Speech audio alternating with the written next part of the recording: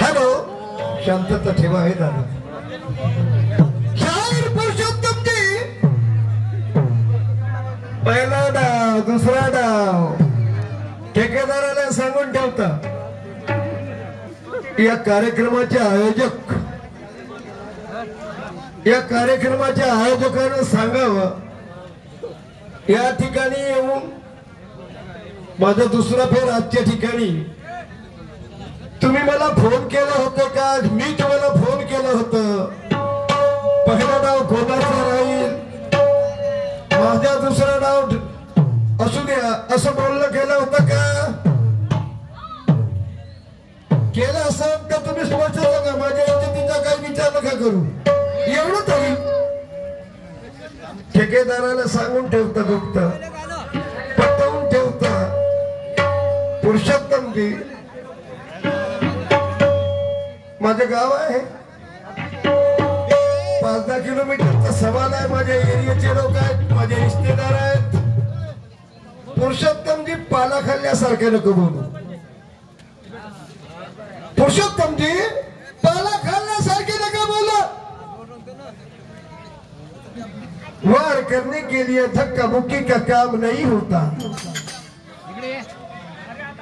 ये वार करने के लिए धक्का मुक्की का काम नहीं होता. रेल चलते हैं लोहे पर, ऐसे मोटर के चक्के का काम. वार करने के लिए धक्का मुक्की का काम नहीं होता. रेल चलती है लोहे पर, ऐसे मोटर के चक्के का काम नहीं होता.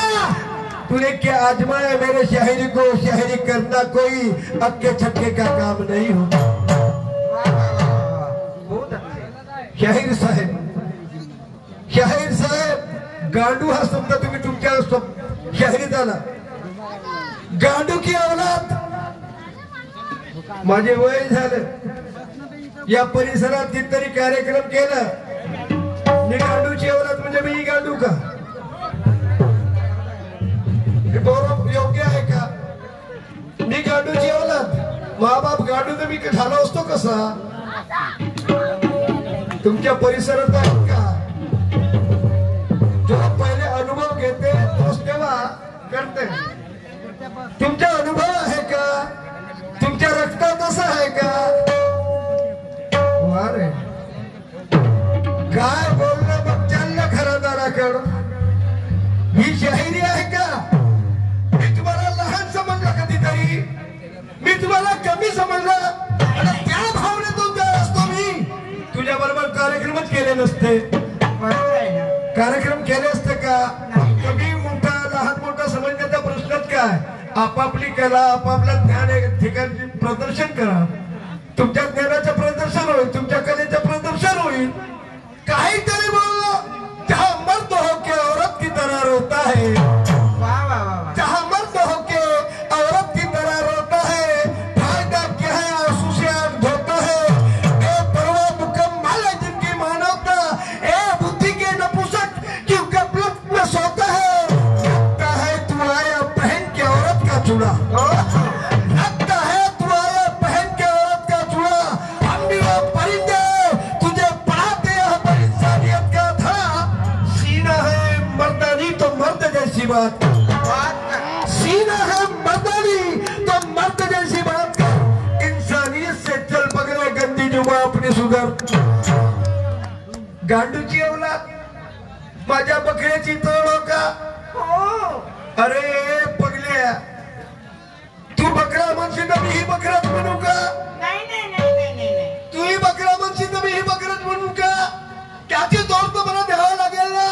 स्वर्ण ऋषीचं नाव घेतलं ना, नारायण देवाचं नाव घेतलं ना, मी तुला काय दुकान समजतो का?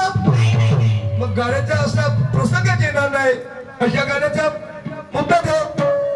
देणं कर, देणं नाही, घेणं नाही पाहिजे. जहां मर्द होके सीना तान के सच्ची बोल क्यों बात न करता है.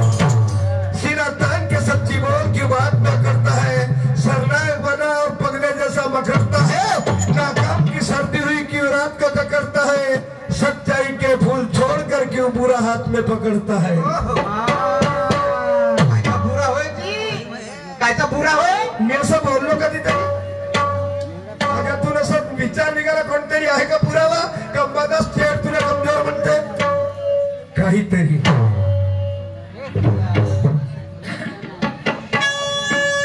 गाण्याची तरी उत्तर दिली नाही तर मी शायरी कशी करीन? कशी शायरी करावी? राजूभाऊ राऊत उपसरपंच साहेब 100 रुपये आणून दिले, धन्यवाद.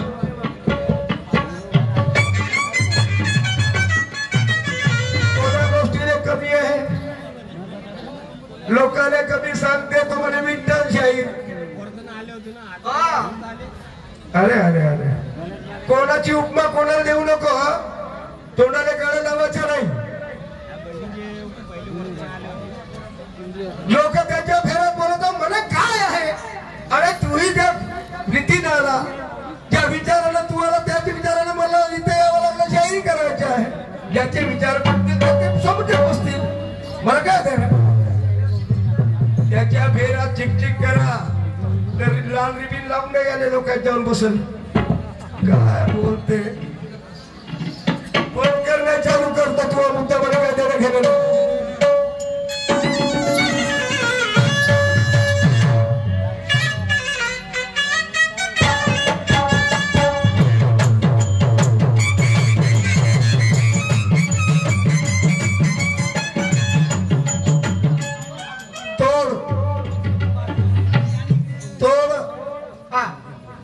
मी बकरा म्हणलं तर या नाही काही. मी बकरा. आता तुम्ही विचार करा, माझ्या माय बापावर तुमच्या सगळ्याच्या चरणावर मी माझं डोकं ठेवायला तयार आहे. तुमच्या सगळ्याच्या चरणावर मी माझं डोकं ठेवायला तयार ना. मी काही मोठा नाही, मला तुम्ही लोकांना मोठा करून देणार. एवढं मोठं नाव, एवढं मोठं गाव, ते तुम्ही आपल्या अंतर्मनात समजा. मी आता त्याला गंजीबा म्हटलं. गंजीबाची तोड मी 64 फाश्याने दिली. हो दिली दिली. या 64 फाश्यावर कौरव पांडवाचा खेळ झाला. शंकर पार्वतीचा आहे. तिने माझ्या गाण्याची तोड द्यायची तर अजून तर काहीतरी म्हणणं आपण वेगळा. त्याच्या शब्द घेते तिथूनच पलट्या मारते. वारे तू शाहिरी शाहिरी काय आपल्या शाहिरीचा हासा दाखवता. काय हासा दाखवता. हे हास्य माया गाण्याची 64 फाशीची तोड आहे का? एकंदरी आत्मानुभवाचा माणूस, संतम विचाराचा माणूस, ज्याला ह्या काही गोष्टी समजू शकतात ते समजतील की 64 भाषेची तोड हो म्हणून. मारे वाघ माऱ्या लाजेने उदीर माऱ्या गाजी अशी कथा आहे तुझी.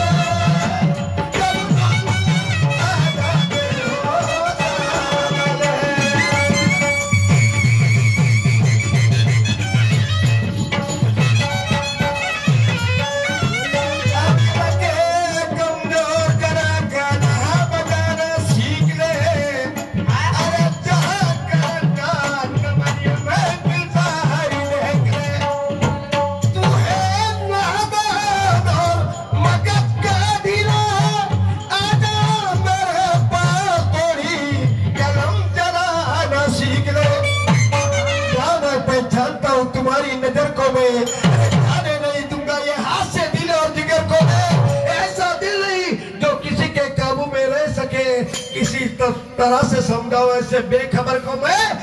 जो होश में कभी धोखा नहीं खाता. जो होश में कभी धोखा नहीं करते. ये दुनिया के बातों में कभी नहीं आते. न्याय सब्र वाले बड़े खुदार होते हैं. किसी के सामने हाथ फैलाया नहीं करते. अरे वाह वाह वाह, बहुत अच्छा. आमची शायरी नाही.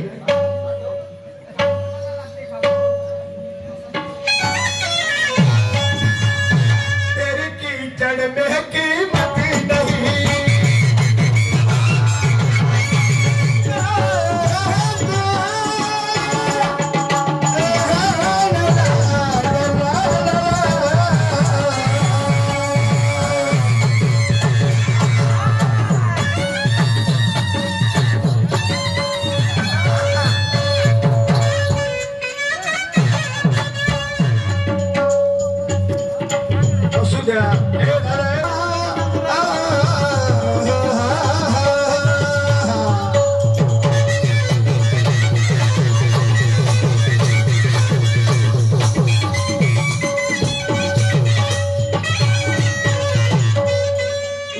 का कहाण्या कशा पाहता सूर्य अंधार राती मोहच मिळालं पहा गजेंद्र मग निघाला घाती हे यावर तो दिली अंबारी आरावतात दादा पाळदाऊन कोकिळे जस कावळा बोत गाण हिजले रवी तलवार मारती तर शिपाया पुसकून वा वा वा हिजले रवी तलवार मारती तर शिपाया पुसकून तुम्हारा गरी गदा उदंड याने सोबेल का जीना तीही महत्ता केला समेत सर्गी वहा करता घट्टा तीही महत्ता केला समेत सर्गी वादल का घट्टा या चोर गरी कोट कचेऱ्या हा लुटता तोडेल का तंटा नाही कधीच नाही आपल्याच मनाने मोठे पण स्वतःच्या हातानं आपली पाठ नाही थोपडायला पाहिजे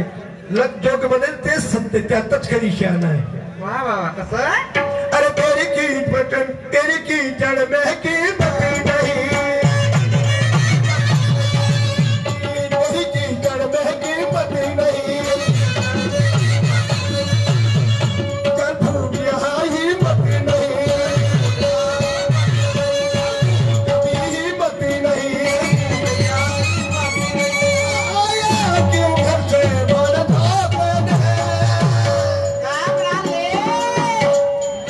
तो आया क्यों घर से भारत तू आया क्यों घर से भारत तू आया क्यों घर से भारत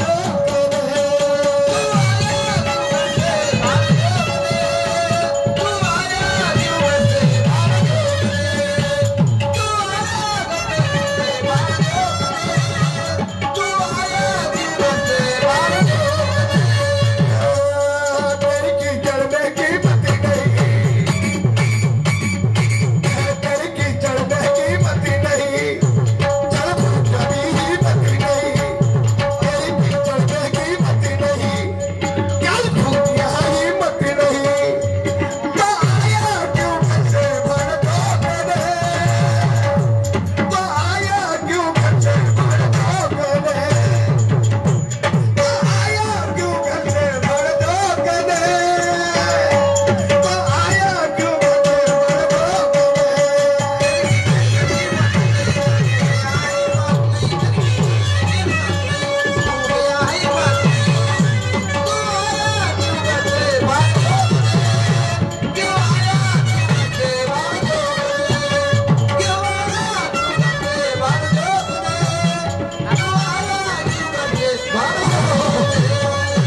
गाण्याली मी तो कास शेर बोलला होता आपल्याला क्या कमजोर का असं म्हणले होते हा? झक मारले हो हो झक मारते मैदान में आया क्यों मैदान में झक मारने म्हणून मला अकरा के कमजोर बनावं लागलं अरे झक म्हणजे मच्छी हो झक म्हणजे मच्छी मैदानात मच्छ्या मारल्या जातात का तुम्ही सांगा मैदानात थोडी मच्छी मच्छी मैदानात राहते का नाही मच्छी मारण्याचा व्यवसाय करणार असतील माझ्या डीवर बांधव त्याला विचार करा मच्छी ही मैदानात मारली जाते की पाण्यात पाण्यामध्ये मच्छीच्या वास्तव्य पाण्यात की मैदानात हो ना तलावामध्ये समुद्रामध्ये ते विहिरीमध्ये. म्हणून तुला बनावं लागलं का आपल्याला की कमजोर जरा गाणं बघायला शिकले गाणं लिहायच्या पहिले आपल्या अंतर्मनात त्याची आकृती उतरव आणि त्याच्यानंतर बोल वारण्याचे नको मारू फालतूच्या फालतूत कोणाची उपमा कोणाला देते हा आयुष्य गेलं शहरीच्या शिवारात कसं आयुष्य गेलं शाहिरीच्या शिवारात तर मला काही देणं नाही देणं नाही घेणं नाही ज्या आवश्यकतेनुसार बोलायला पाहिजे पृथ्वीला वांचारता व्यक्त आहे तो विठ्ठल शाहीर असा हे गेले होते का विठ्ठल शाहीरचा कार्यक्रम पाहिले तू आपल्या तोंडाने आपल्या भारंग्याला सांगत असेल तर काय यार साहेब म्हणून म्हणतो काय बोललं तेव्हा पांडवाचं युद्ध झालं त्या युद्धात लढाईच्या वेळेस त्याच्यातून दुर्योधन उठून पळाला कुठं एका तलावात एक कमळाचा झाड होता त्या कमळाच्या बुंद्याशी जाऊन पाण्यात गडी मारते ओगी मा त्या चिखलामध्ये त्या चिखलात कमळ चिखलातूनच निघते ना, त्या कमळाचा बुंदा पकडून पाण्यात दडी मारते. म्हणून या ठिकाणी मोठा विचार येते, गंभीर प्रश्न उभा की दुर्योधन दिसत नाही, पण काही लोकांना झलकलं असेल जाताना, काही लोकांच्या दृष्टीस पडलं असेल की दुर्योधन कोणत्या रस्त्याला गेला. दुर्योधनाला मी त्याच्यासाठी का भटकता इकडे तिकडे, दुर्योधन तर हा इकडे गेला रस्त्यानं. असे सांगत होते. हा एवढा मोठा का कोणाला माहित होता? भीमाला माहित होतं. असं आणि म्हणून भीम काही लोकांबरोबर त्यामुळे माझ्या बरोबर काय कुठे गेल्या तर